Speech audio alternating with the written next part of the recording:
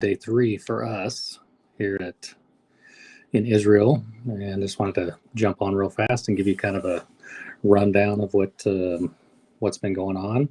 And we had an early morning this morning. We had to get up pretty early, had breakfast. By the way, we're eating a lot. They're feeding us 3 times a day, and it's really incredible food. So it's been really, really good. But today started out really early. We slept over the Sea of Galilee on the, I don't want to lie to you. I think it's on the western side, western shore, I believe. It doesn't matter too much. But anyway, it's over in the area where Jesus fed I think it's the 4,000, close to where the Gadarenes are. So it was really a cool place to wake up and hear the birds and look over the sea. Very calm day. Weather was a little chilly in the morning, a little cold, and it was really, really good. Anyway, the first thing we did was get down on an old fishing boat, or an old boat. Went across. I say old. It's kind of an open boat, and we went across the Sea of Galilee. This was an opportunity that they asked me to give a quick devotional there in the middle of the sea. It was so calm. Hard to believe that Jesus and his disciples were caught up in a storm there a couple times. One time where Jesus walked on the water and he told them not to be afraid. Another time where he was asleep in the boat. But today it was like glass. It was so calm. So really surprising that it would be this would be a place where the storms would pick up all of a sudden. But it's kind of in a little valley. It's like surrounded by mountains all around, and beautiful area. From there, we went to a place called Magdala, and it's really where Mary Magdalene is from. And she was wealthy. Her and her fellow women that supported Jesus's ministry were. There was a cool temple or synagogue. There was an old synagogue, like an ancient synagogue there, but there was there's a new kind of a church or a temple there that has pillars all around the inside courtyard, and each of the pillars represent different women in the Bible that supported Jesus' ministry. And there's a blank pillar, and that's for all the women that still continue to support Jesus' ministry even to today. And really cool. Down in the basement of the chapel, there was a really beautiful painting of Jesus walking through this area, and the woman that was sick or was sick with a disease, a blood disease, where she reached out and touched his garment, just the edge of his garment, and was healed. A really cool painting. I'll post that on social media. From there, we went to the shore, the seashore, Galilee. We went down the way a little bit, and right where Jesus said, "Follow me." There was a place there where Jesus was standing on a rock and was looking over the ocean and saw the disciples Peter and James, and he said, "Did you catch anything?" They said no, and he said, "Throw the net on the other side, and you'll catch the fish." And sure enough, they fell to the boats. Right there, they said, "Follow me." They left their nets right there and followed after Jesus. Right across the way from there is the Mount of Beatitudes, or better known as the place where Jesus delivered the Sermon on the Mount, and went up there and got to look over the Sea of Galilee, a beautiful picture with the mountains and the hills kind of rolling up, and you could just see yourself. You could just imagine Jesus standing there and then sitting and then teaching the multitudes that came to see him right over the Sea of Galilee. Beautiful place. From there, we went over to Capernaum. There's an old synagogue there as well, and a really nice one, kind of a bigger one that was kind of rebuilt, designed through the centuries, but the ruins are still there. Really, really cool.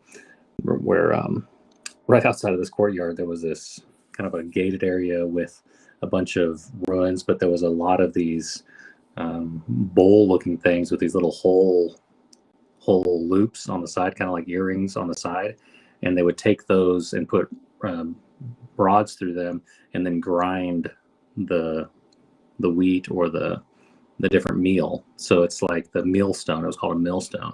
And you can imagine Jesus there as he was teaching and talking about taking care of the little ones, letting the little children come unto him. And they said, it's better for you, if you hurt one of these little ones, for a millstone to be tied around your neck and thrown in the depths of the sea. And this thing's massive. I don't know how much it weighs, but it's massive thing where you tie that on and someone's thrown into the sea.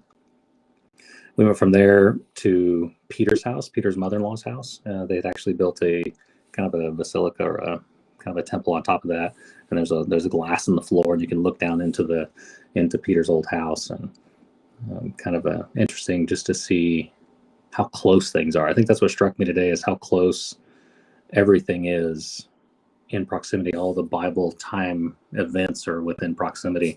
One of the things our guide told us today is that the New Testament, the Gospels, record 45 days in the life of Jesus. That's not necessarily 45 continuous days, but all the stories and all the different days that are described equal a total of 45 days. And so that's the only viewpoint we get of Jesus's life. Now, if you think about it, like the temptation of Jesus was 40 days in the wilderness, but we don't have like a description of each of those 40 days. There's only a couple of days that are described there. And so when you read through the Gospels, you're getting just a little tiny piece of Jesus's life here on earth. But being able to walk here, I don't know how else to describe it other than just kind of, if you can pause and think about it, if you can pause and consider the surroundings and put yourself 2,000 years ago, it begins to come to life. It begins to be real. And so seeing the Mount of Beatitudes where Jesus delivered the Sermon on the Mount, and then right underneath it, there was this little cave, and where Jesus said that he has, everything has a place to lay its head, but the Son of Man doesn't. Jesus doesn't. And so when you see this little cave where Jesus possibly laid his head, where he didn't have a home, it's really interesting to see. But of course, today is modern day Israel, modern day Capernaum, and modern day Migdala with gas stations, and there's even plantain bananas that are being grown. And so when you see modern day, if you can't look past that, I mean, you see ruins, you see different foundations of different dwellings that were there thousands of years ago. If you can't see past the modern day, you'll miss it. But it's still a beautiful place, a beautiful country. Today was perfect weather. It started out chilly, got warm by the end of the day, and we had a wonderful time. Came back to the hotel, had some. Well, actually, the last thing we did today was baptisms at the Jordan. The original site where Jesus was baptized is near Jericho. We'll see that tomorrow, but there's no baptism there because there's no access to it. So there's a place where the Jordan starts. The water's pretty nice, and we got to get in there, and there's about, I think there was 10 from our group were baptized. I got to baptize them today, and we had a really neat time there at the river, kind of special. So even when I was there, when it was all done, after I'd done baptizing, I had one of the guys come back, Jeremy, had him come back and baptize me. So that was an interesting moment there in the Jordan. So we came back to the hotel, had dinner, and all of us are tired. I don't know if it's jet lag or just a lot. We're doing so much that we don't have much time to sit. And so we're going to get an early night's rest tonight, and tomorrow we'll be up early again, early in the morning, and we have a bunch more to see. And we're actually heading out of the Galilee area, and we're heading towards Jerusalem. So it's kind of like going up towards Jerusalem. So much more to see tomorrow and the day after. We're here 5 more days, and so we're having a good time. So thanks for checking in. Thanks for following along, and I appreciate it. Take care. Shalom.